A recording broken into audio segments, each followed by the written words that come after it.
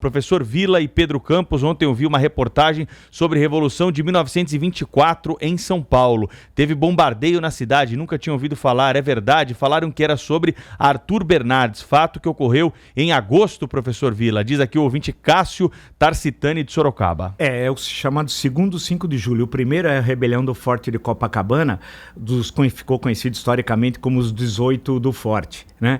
Lá estava a Siqueira Campos, dos sobreviventes, e bem, aí tem todo o episódio do Eduardo Gomes, eu estava me fugindo do nome do Eduardo Gomes, que depois foi candidato a presidente em 45 e 50, terminou como brigadeiro, mas aí o segundo 5 de julho, que é a rebelião tenentista, começa aqui em São Paulo. O segundo 5 de julho, a rebelião, o governador Carlos de Campos sai da cidade, a cidade é bombardeada. Eu acho que o comandante legalista era o general Abílio de Noronha, salvo engano, Abílio de Noronha, que escreve 2 livros sobre isso, inclusive. Bombardeia a cidade é bombardeada, ele tem toda a razão.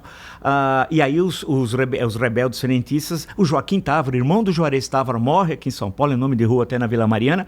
Aí os tenentistas abandonam a cidade e vão em direção ao Rio Paraná, e quem está subindo do Rio Grande do Sul é o Luiz Carlos Prestes. Aí vão formar a célebre coluna Prestes em outubro de 1924, que percorre grande parte do Brasil e adentra a Bolívia no início de 1927. Mas você tem toda a razão, é um acontecimento esquecido da cidade de São Paulo. Na verdade, história não existe no Brasil, não existe o ontem, existe só o amanhã.